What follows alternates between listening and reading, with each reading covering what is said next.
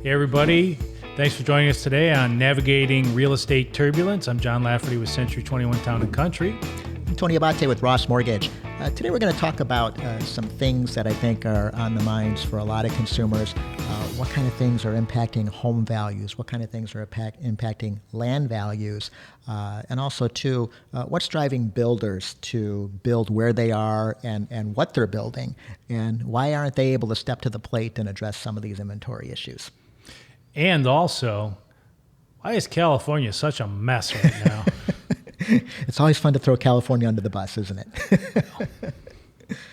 So we were talking about how builders were kind of offline for 6 months during COVID and are trying to get caught up, and it's contributing to the slack inventory that exists right now. You were talking about something that was going on pre-recession.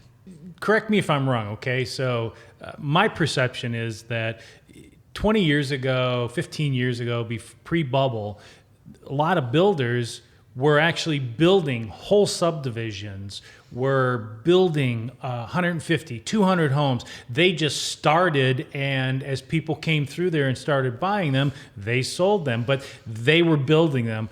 Now, the way things are is, yeah, hey, there's this lot and this lot and this lot and this lot. And as people come in and say, yes, I will buy that lot and build that home with that elevation on there, great. It'll be a 6 to 8 month build out while we do that. But we're going to take your money now and either do draws, or you're going to finance the entire loan, or put 20% down and do this. So what I would love to see is somehow, some way, going back to the builders and saying, hey, look, you remember that stuff you were doing back in the 90s and 2000s where you were going to build a subdivision of 1,000 homes and you just started building them, and when people came in and bought them, that's how they sold? We want you to start doing that again. We're going to help you do that, and we're going to do something to make sure that if something happens to the market, you don't lose your shirt again like you did back in 08 through 2012, where a lot of builders went belly up. Yeah. So something like that, it's the only way I see how it's changing. There's just no way that building them as people get loans and things in place, we're ever going to catch up and get ahead of this for any time soon. Yeah, that's a good point. So it's almost like the new build market is basically keeping pace, and they're not doing anything to contribute to the inventory problem. They have a buyer, then they build the home. They have a buyer, then they build the home, as opposed to the previous of, if we build it, they will come. Yeah. Yeah, but that's an interesting concept. Is there a way to incent? I'm full of them, Tony. I got concepts coming out all over the place. You're full of something, that's for sure. Yeah. But no, that's a real good point, because if a builder had some incentive to take the subdivision route, and he had some sort of financial backstop to protect him in an appropriate way, not only would that help builders contribute to growing the inventory, but maybe also contributing to inventory at a more affordable price point. Yeah, that's right. So right now you have builders basically saying, well, why would I build a $300,000 house when my margins are so much smaller? Yeah. If I'm going to build, 50 homes with a margin of this big, it's not worth it for me. I'd rather go build out in some township north of everywhere here and build $700,000 homes where my margin is much bigger, and I don't have to build as many of them. I can build them as I go. So, yeah, obviously there's got to be an incentive for builders. Obviously, material costs and things are labor is more expensive. So somebody's got to take a look at that whole the situation as a whole and come up with some sort of concept to attack that, because just going the way we're going, there's going to be a shortage for a long time, foreseeable future. So yeah. I don't know what the solution is, but somebody's got to attack that. Just saying that, hey, look, home builders, that price, they're building more homes. We're good. We've got more builders now online. It's just putting a Band-Aid on the issue. Yeah. John, you brought this up before. So we're talking about the shortage of inventory and what builders can or are not doing to help fix the inventory problem. What are they seeing as far as land acquisition? Is it a challenge? Is there not enough of it?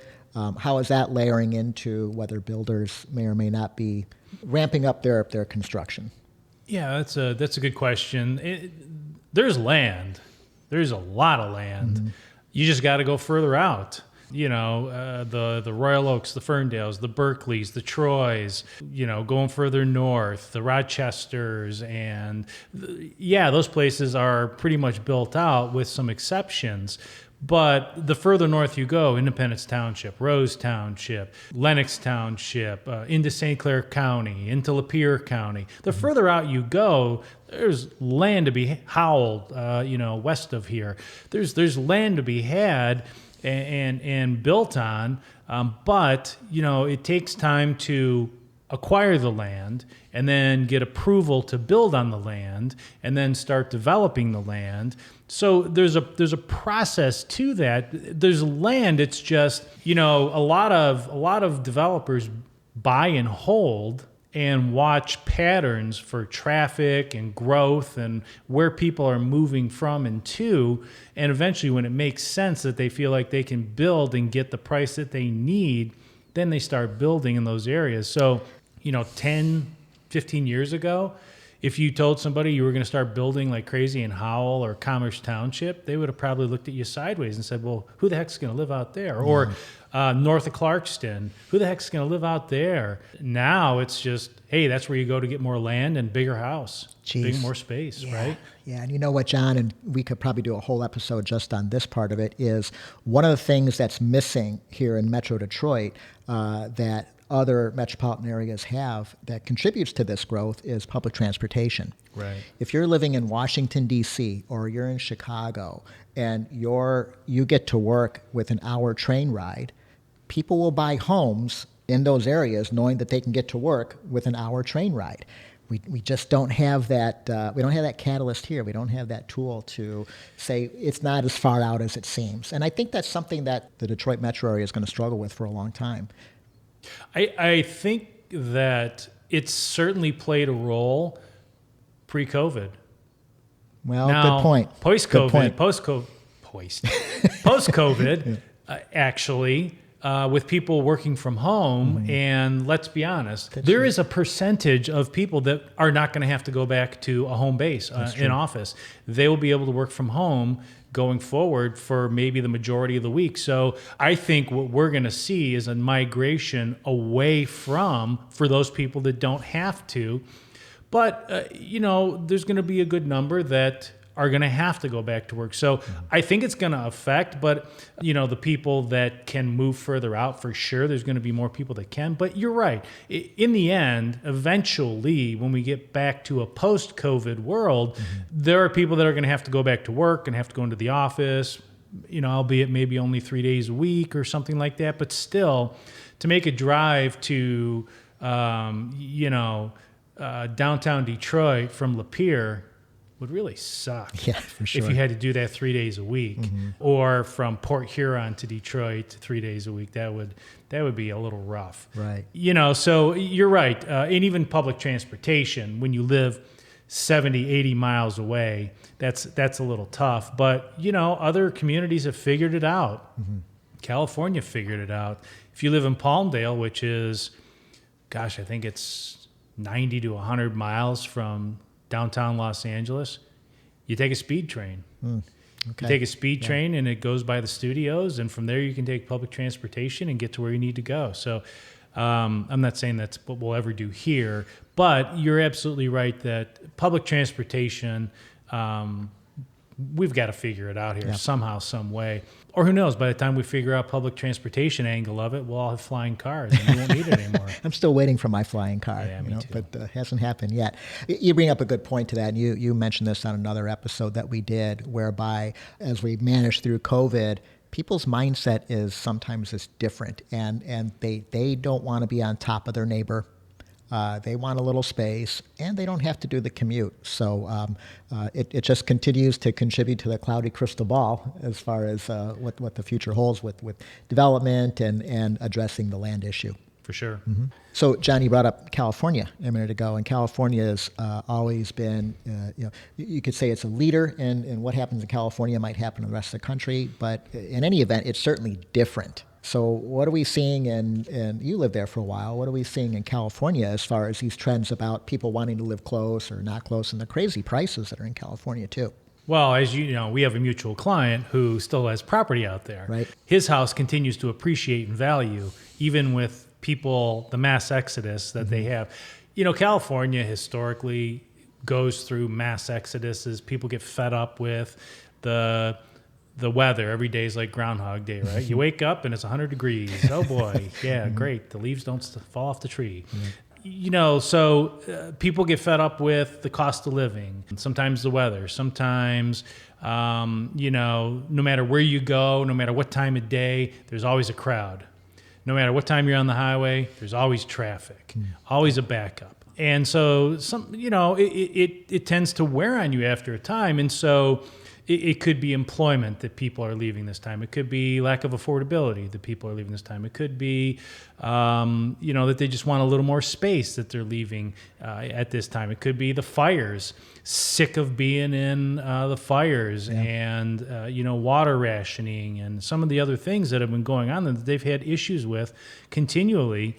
Everything's cyclical. So, you know, it's also not lost on me that wherever these California people go when they sell their homes and decide to take their money and go somewhere else, everybody hates them because they come in and they drive the cost of homes up. When people left California and started buying homes in Arizona, people are like, these damn California people, they come in here and they pay all cash, $500,000, and I hate them. They drive the cost up. They outbid us. Same in Washington and Seattle. Same in Oregon. Wow. It's just Nevada, Texas. It's the same story everywhere. They come in with all cash and they outbid you and they drive the prices up.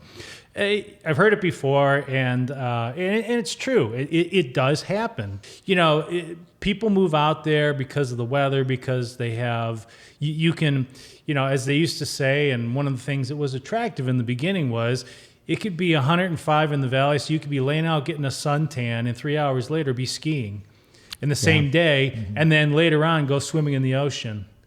All in the same day, all within driving of each other. And that's one of the appealing things that people find out there. You know, it's attractive. So, you know, when you're younger, when you're in your 20s and maybe your early 30s, the other stuff doesn't bother you as much. The traffic, the fact that you're on top of each other doesn't seem to be, and I'm speaking from my own personal experience, time doesn't seem to be as precious as it is as you start to get older and you start to feel like time speeds up on you.